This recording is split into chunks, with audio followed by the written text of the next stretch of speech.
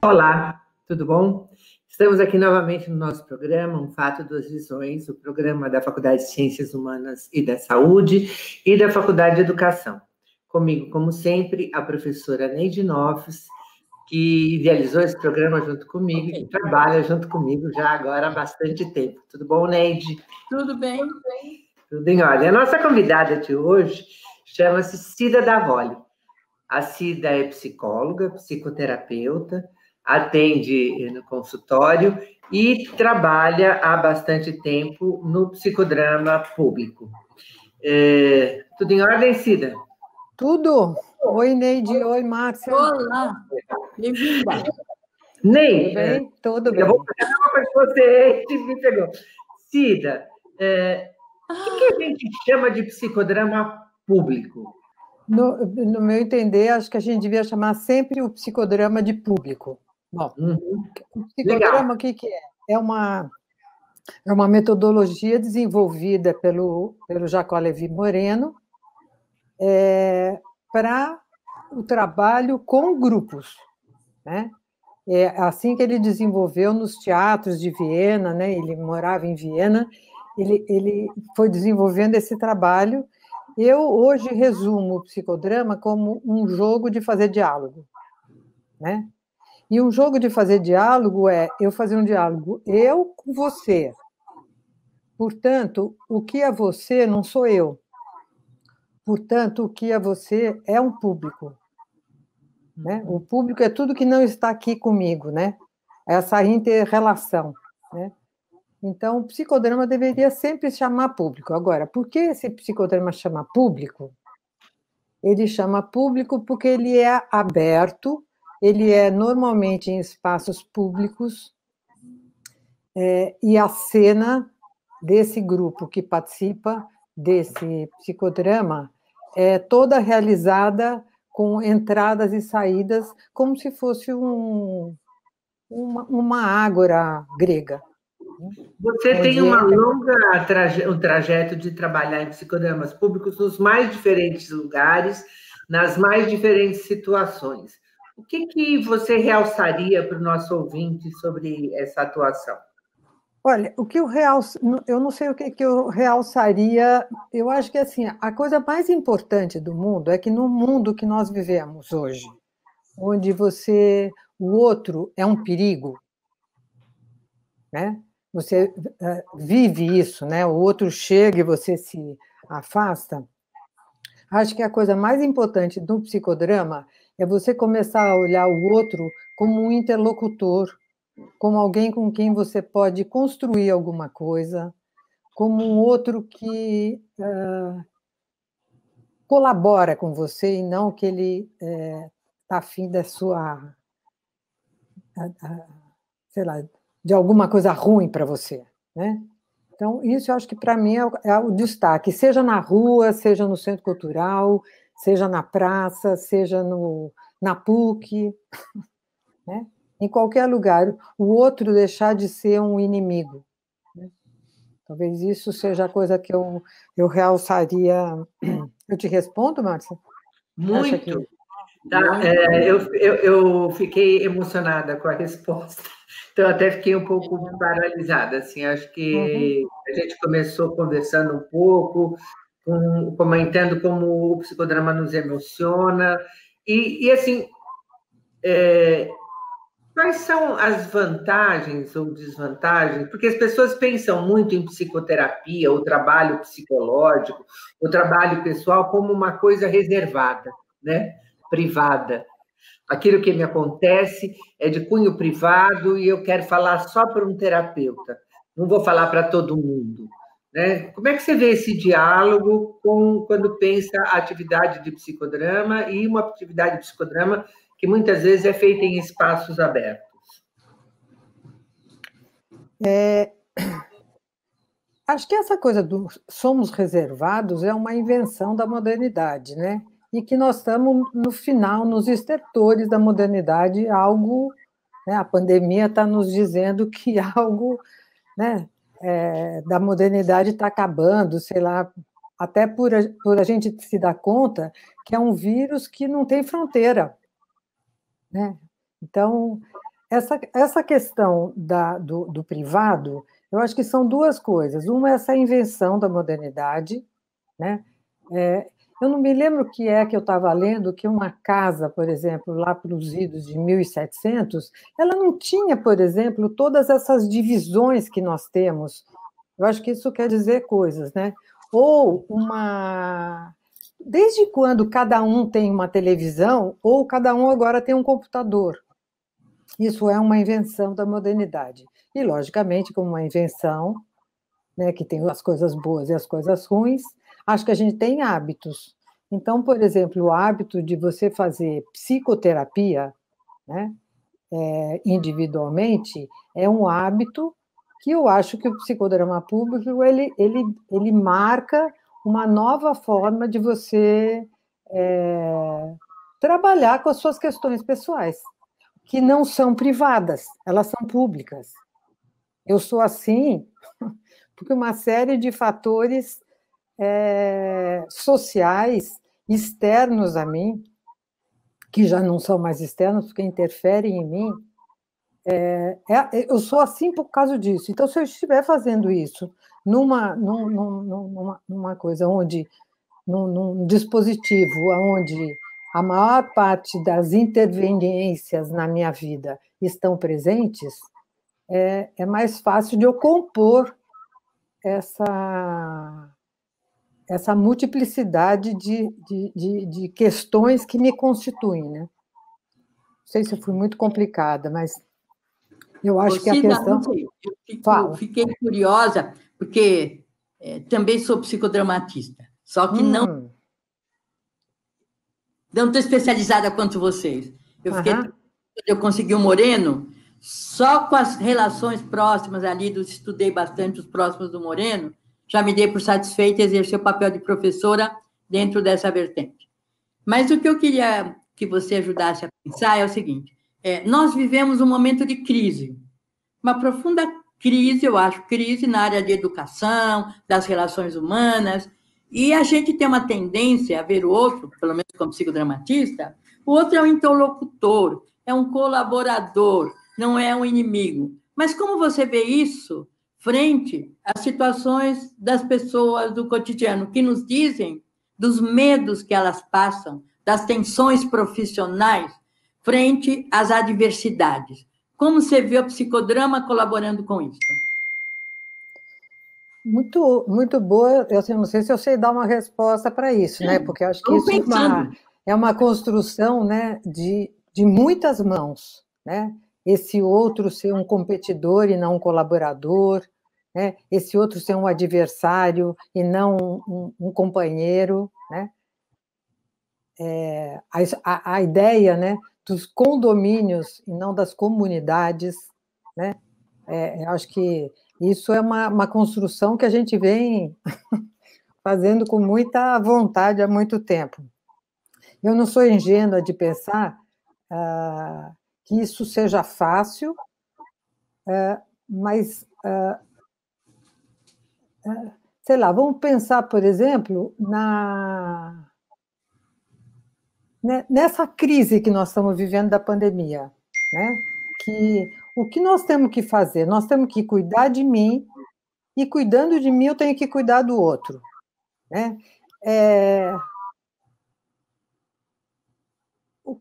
Vamos imaginar que a gente estivesse fazendo um psicodrama, né? Dessa questão.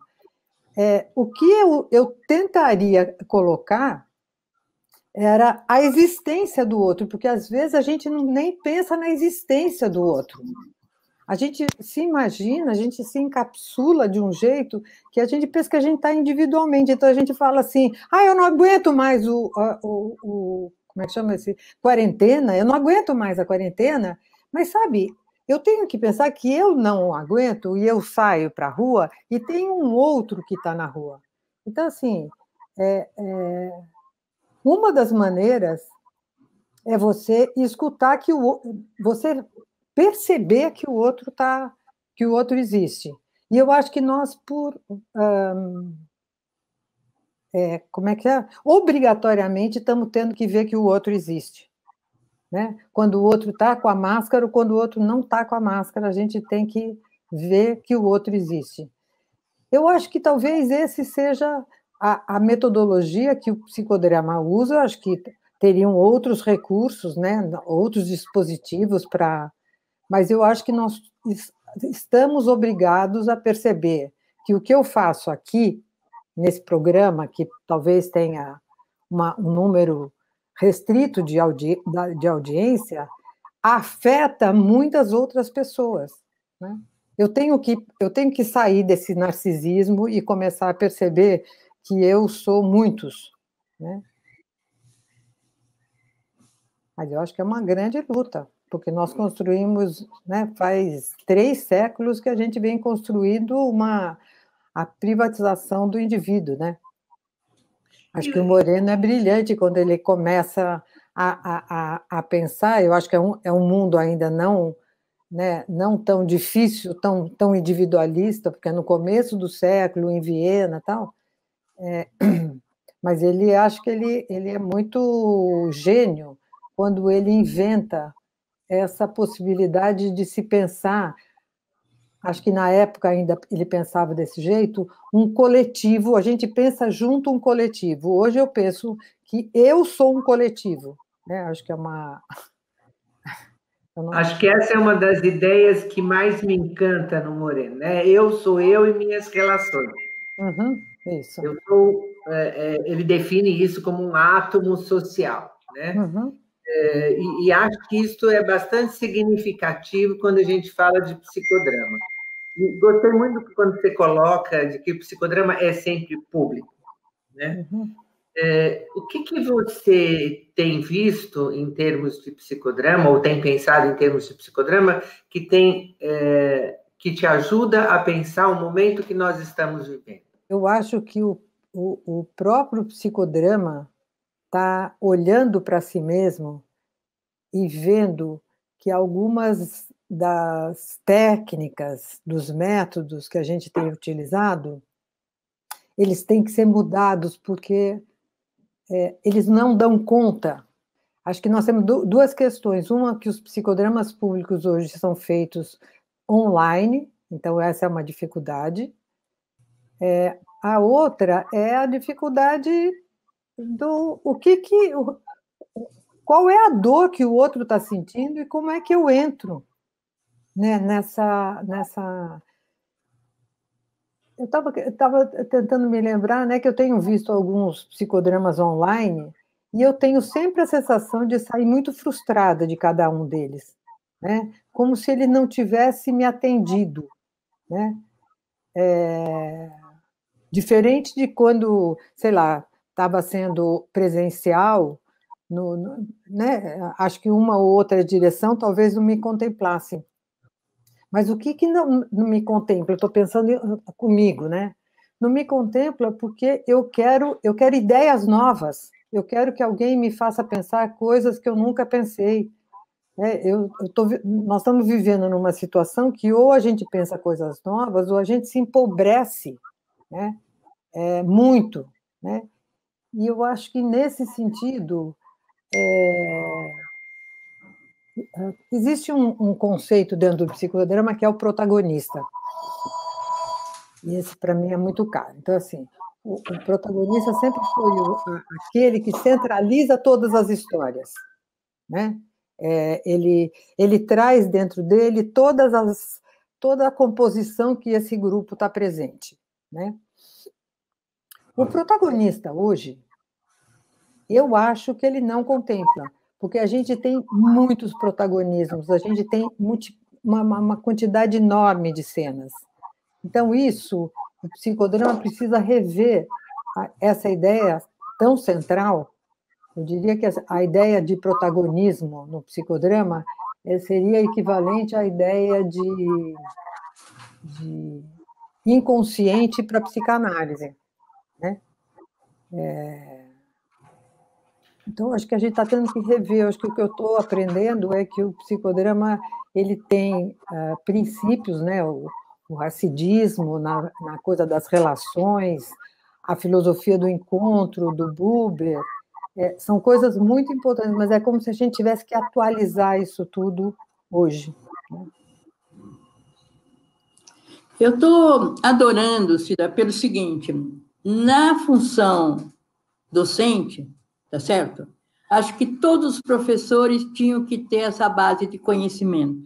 Não quero radicalizar, porque eu acho que os conhecimentos, todos eles são importantes. Mas o psicodrama abre muito as portas das relações humanas necessárias em qualquer exercício profissional.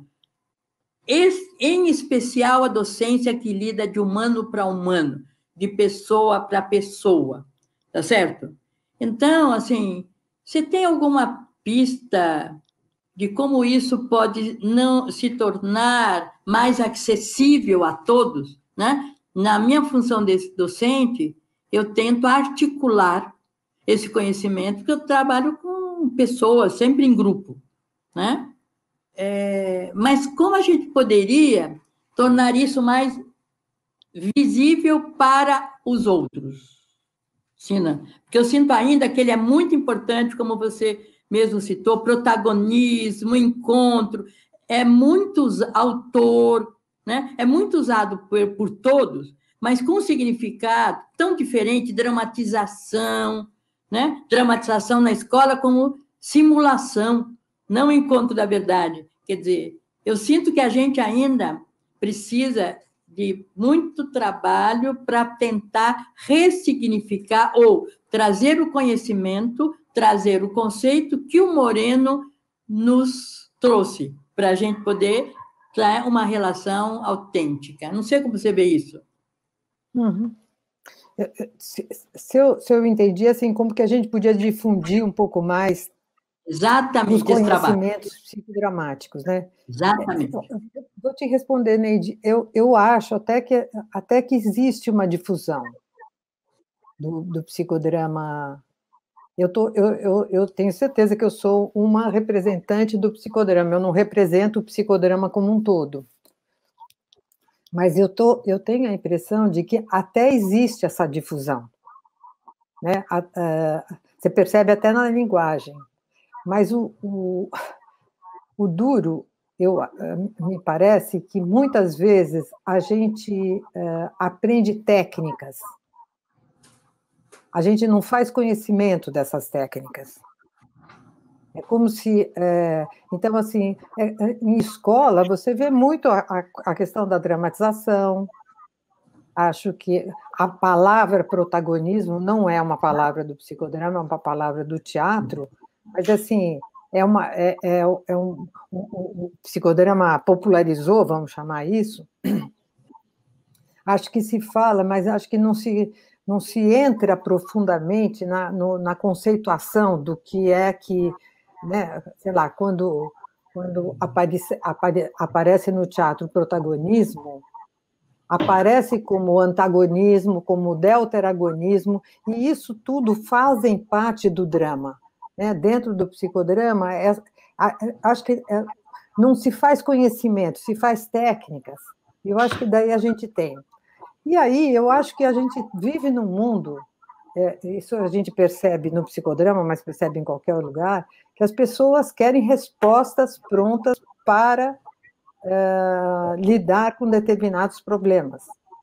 Né? Então, dentro do psicodrama, você poderia ter respostas prontas. Eu acho que até dentro da psicanálise, né? Você poderia ter respostas prontas. E acho que nós temos uma crise, né, de reflexão, de raciocínio. Né? Né? A gente tem preguiça, né? Não sei, eu sinto que não sei como é que a gente ajuda as pessoas a acharem interessantes.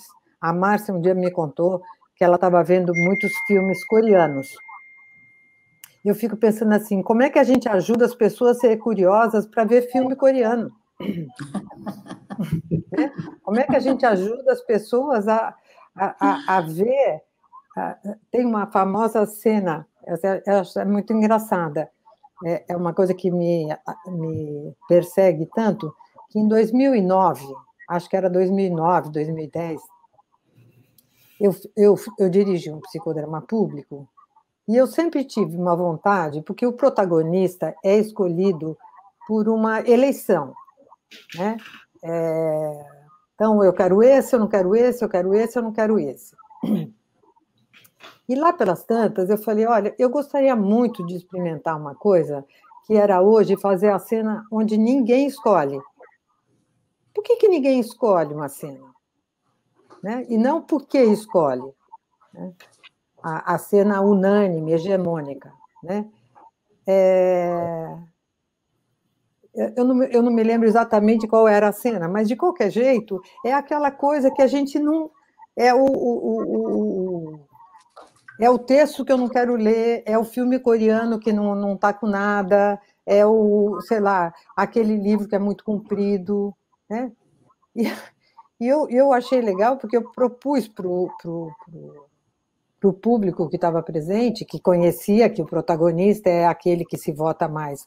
Sei lá, se a gente pensar nas nossas eleições, as nossas municipais, que é de 500 anos, por que ninguém votou na Marina Elu, por exemplo? Né? Ou por que ninguém votou no Orlando Silva? Ou por que ninguém vota no... Eu esqueci o nome. Por que ninguém vota? Né? E tem o conceito curioso de eu não vou perder. Como é que é? Eu não vou perder. Eu acho que são essas questões que me dá a impressão que hoje eu tenho necessidade, se eu for num psicodrama público, é discutir isso do que eu fazer uma cena de papai e mamãe. Né? Ou fazer uma cena, sei lá, talvez seja pela minha idade, mas talvez seja porque eu sou contemporânea desse mundo, que estamos preocupados, né? Estamos preocupados? Não. A nossa atenção, por exemplo, está dirigida... Eu estava vendo outro dia, em algum jornal virtual, que dizia que o site mais visitado nesses últimos tempos é de um transexual. Não, ele não é o transexual, é o fisiculturista, né? Aquele cara que tem aquele corpo, que acabou de casar com uma boneca inflável, e foi o site mais visto nos últimos tempos. Eu fico interessada em saber o que se passa com isso, como é o que acontece, sem entrar num preconceito e falar, não, olha só que loucura. Né? E aí eu fui ler as coisas que tinha, e assim, que cada vez as bonecas infláveis mais ficam perfeitas, porque elas vêm junto com uma inteligência artificial, e pasmem, porque eu pasmei. E ela até retruca um estupro, ela rebate um estupro. Olha aonde a gente chegou. Aonde chegou? Sabe que eu adoro conversar com você e discutir essas coisas todas. Mas eu queria dar um pouco de concretude para o nosso telespectador. E talvez... Não, eu queria te fazer uma pergunta que é a seguinte: você podia exemplificar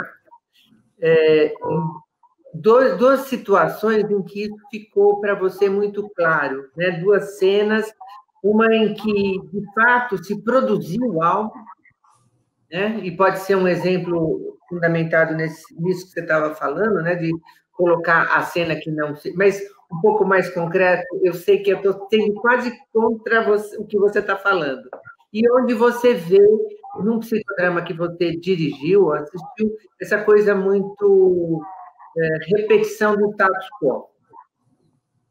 Eu vou contar duas histórias. Né? Uma era uma colega que estava dirigindo no Centro Cultural, e ela faz um trabalho que tem um narrador que conta uma cena, e essa cena é dramatizada por atores que não pelo narrador.